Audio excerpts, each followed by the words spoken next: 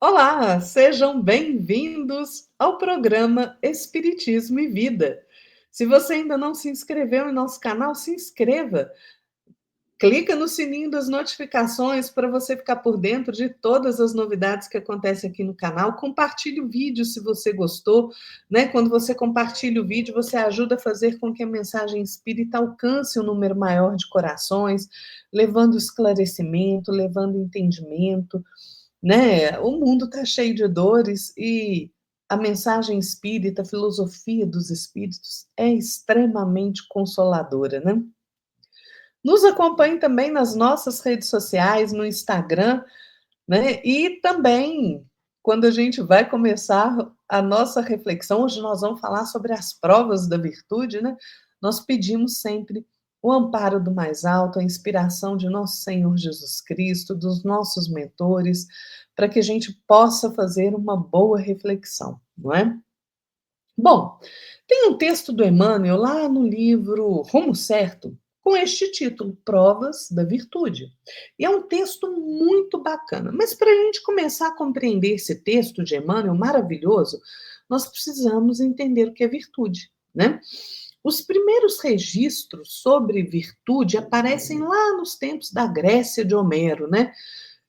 Foi cunhada a palavra areté, né? Areté significa excelência, né? Só que o pensamento daquela época, é, eles não empregavam a palavra areté com a concepção de moralidade, né? Que em geral a gente faz com a palavra virtude, né? Lá nos poemas homéricos, né, essa palavra era utilizada para definir excelência de qualquer tipo, né? Por exemplo, aquele atleta, né, que corria ali, corredor veloz, ele tinha a areté dos pés, né? O filho que superava os pais, né, tinha outro tipo de areté, né? Então, assim, a palavra grega areté, ela foi mais tarde traduzida para o latim, virtus, né? E hoje a gente entende como virtude, que é a qualidade do que se conforma com o que é considerado correto e desejável. É uma qualidade moral, gente, particular, por exemplo, a virtude da paciência, né? É a conformidade com o bem, com a excelência moral, com a excelência de conduta, com a dignidade. Né? Para o cristianismo, assim como para a filosofia, as virtudes, elas são aquelas qualidades efetivadas pelo hábito, né?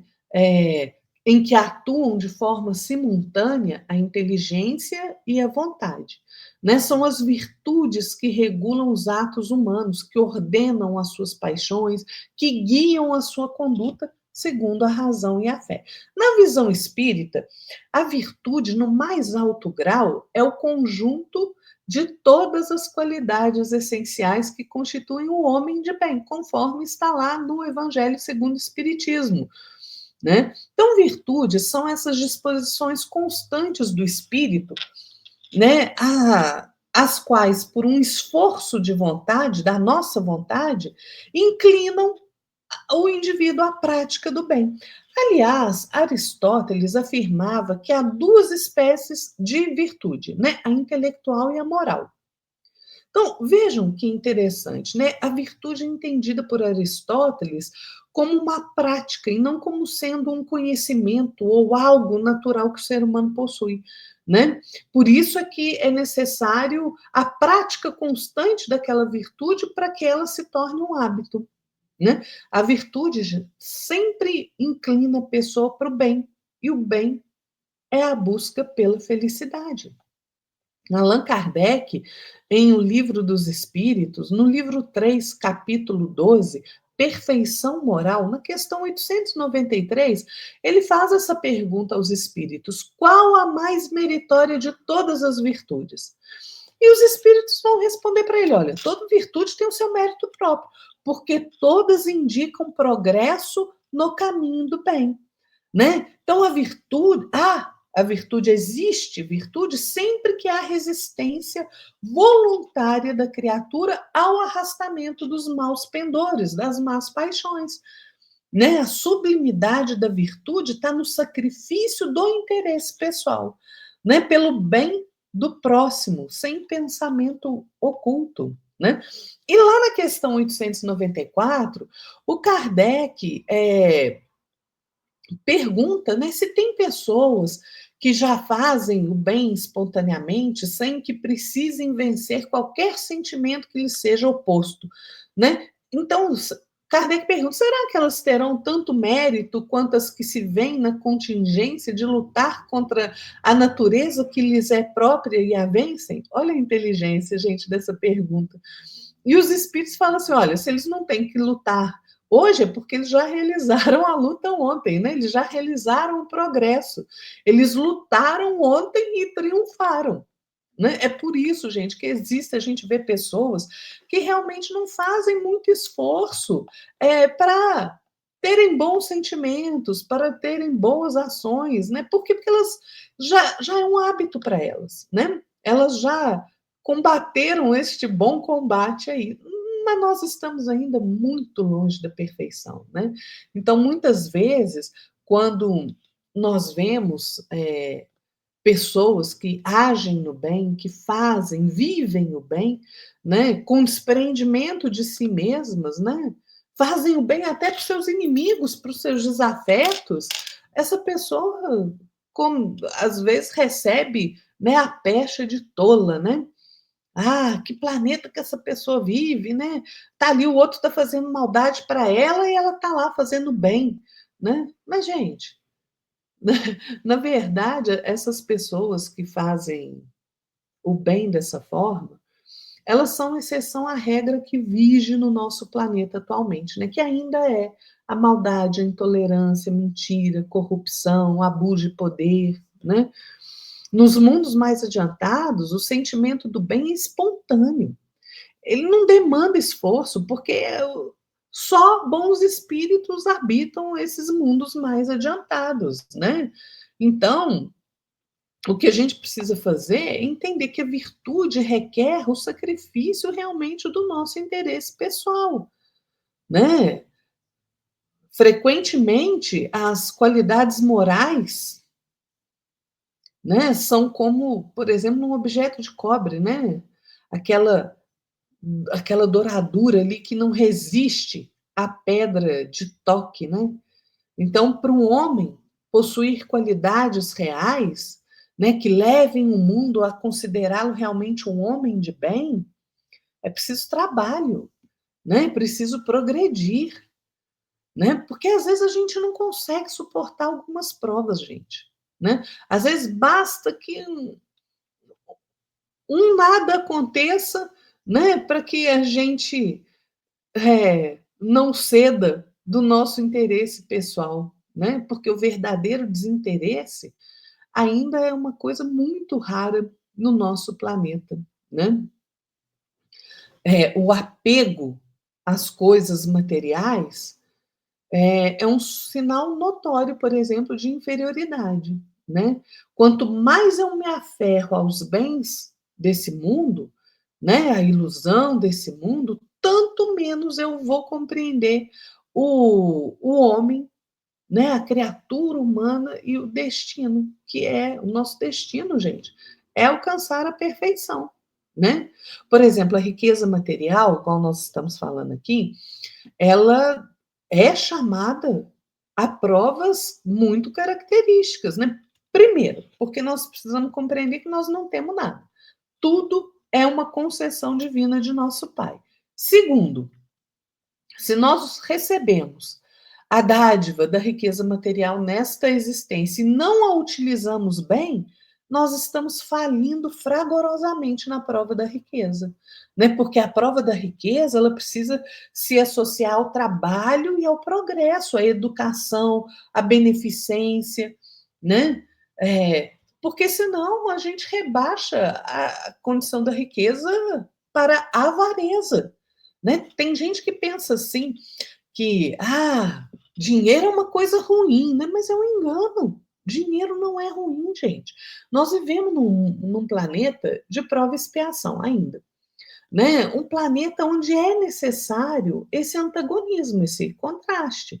Por isso que a gente vê na nossa sociedade riqueza e pobreza, fama, anonimato, saúde, doença, beleza, feiura, bondade, maldade, né? Todas as diferenças que nós vemos existem porque nós não temos estruturas morais sólidas e nem conhecimento espiritual suficiente para compreender essas diferenças.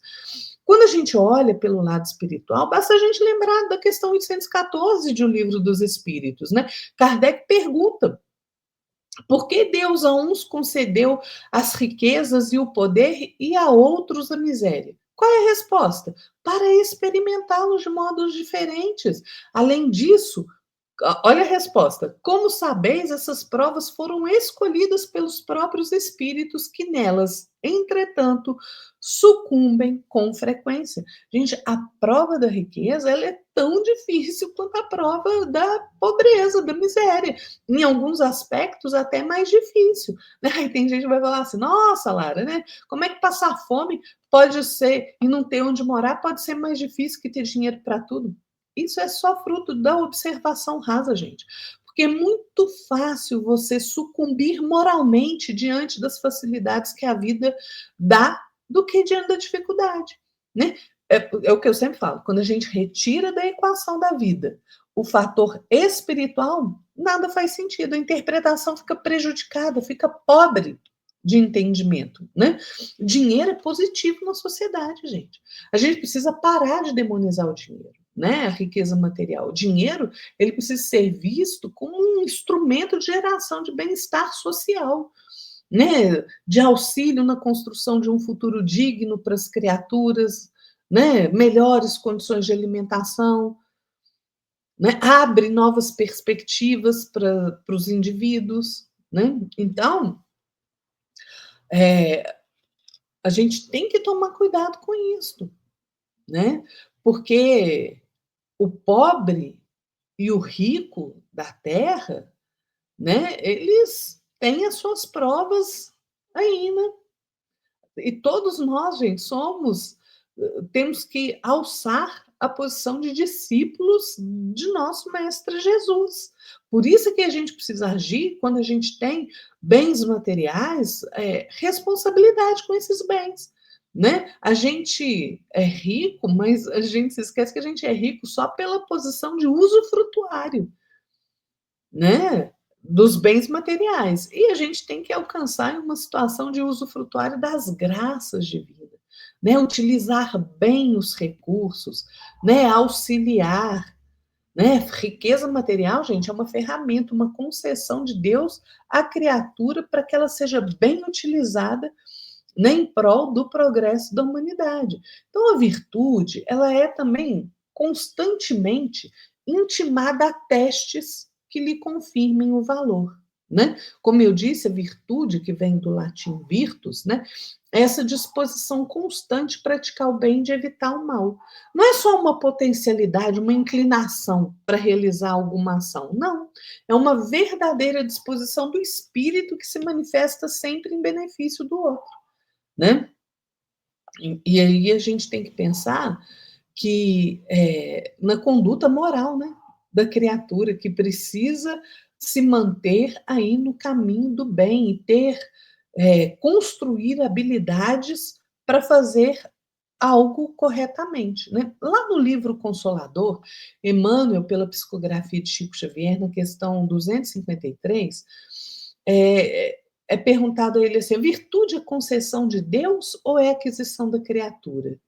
Né? Olha o que Emmanuel responde: a dor, a luta e a experiência constituem uma oportunidade sagrada concedida por Deus às criaturas em todos os tempos. Todavia, a virtude é sempre uma sublime e morredora aquisição do espírito nas estradas da vida, e incorporada eternamente aos seus valores conquistados pelo trabalho no esforço próprio, né?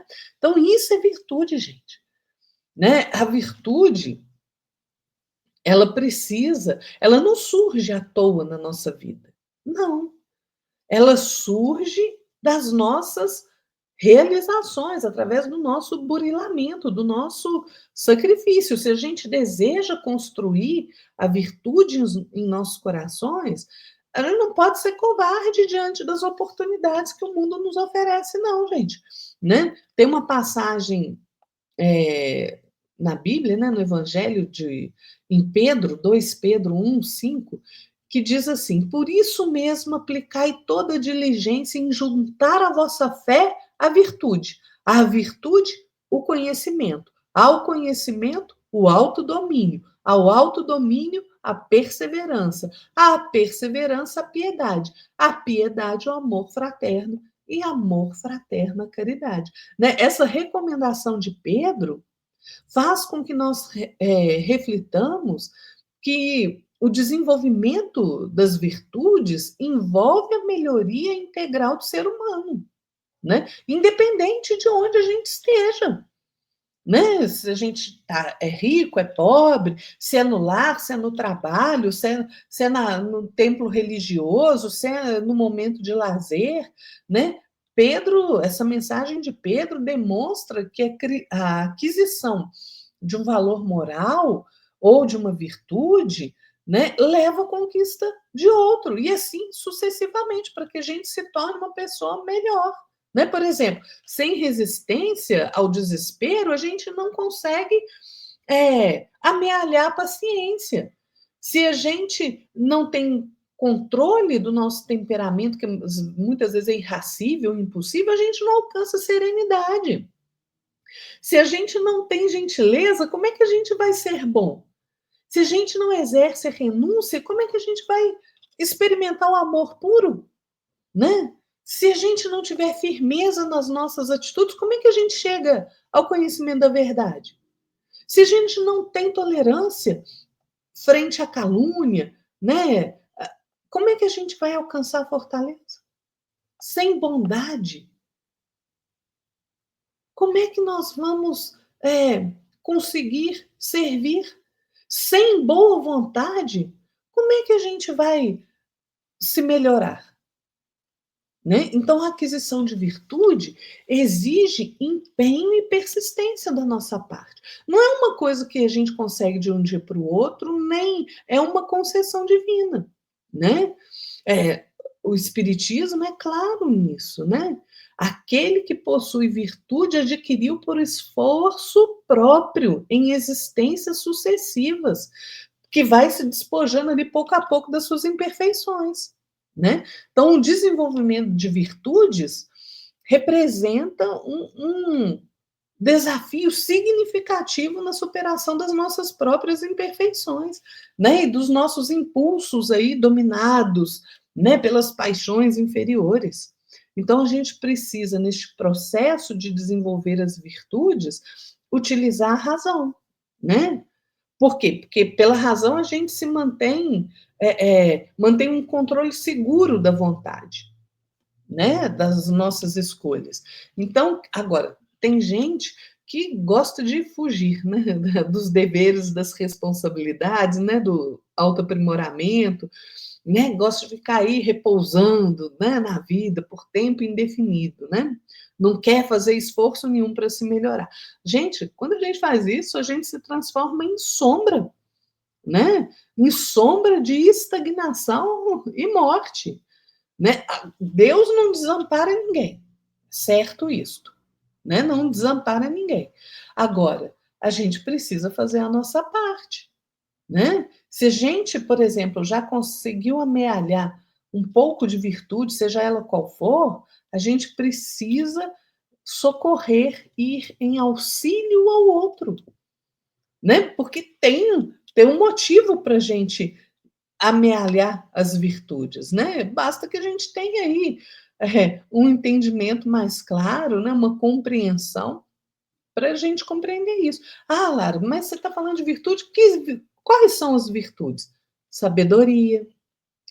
Sabedoria é o mais alto grau de conhecimento, né? Temperança, que é moderação, justiça, né? Que é equidade, é você saber considerar e respeitar o direito do outro, Coragem é a virtude da firmeza de propósito, tolerância, paciência, indulgência, que é perdoar, mansidão, caridade, fé, esperança, né? Tudo isso. Agora, tem uma. Então, toda vez que a gente consegue virtude, que a gente consegue ter mais paciência, por exemplo, vai vir a prova da virtude, vai aparecer uma situação na nossa vida para te testar, para falar assim, será que você conquistou mesmo a paciência? Vamos ver, né? Então, por isso, provas da virtude, né? A gente conquista alguma coisa, a vida traz aí a situação para nos testar, para verificar, é a prova, para verificar se a gente realmente aprendeu aquilo, né? O Chico falava que tem uma virtude que é a mais difícil, que é a do perdão. Porque perdoar, gente, como o Chico diz, exige um esforço de autossuperação enorme, enorme, né? Quem aprende a perdoar tem um caminho livre pela frente, né? Porque não fica preso, né? O perdão liberta, então a pessoa não fica preso, né? O Chico falava assim: o espírito que adquirir a virtude do perdão não achará dificuldade em mais nada. Haja o que houver, aconteça o que acontecer, ele saberá administrar a sua vida. Então, gente, vamos pensar nessa questão das virtudes para que a gente possa aí realmente construir na nossa vida, na nossa caminhada, através do nosso esforço, né, da prática do bem, do hábito, né, aquela virtude que a gente precisa alcançar, seja ela qual for. Né? Às vezes você é uma pessoa mais paciente, mas precisa aprender a virtude do perdão. Às vezes você tem a virtude da esperança, mas precisa desenvolver a virtude da coragem. Então vamos pensar nisso na nossa vida para que a gente caminhe melhor, não é mesmo? Fiquem todos na paz de nosso Senhor Jesus Cristo. E até a próxima. Tchau.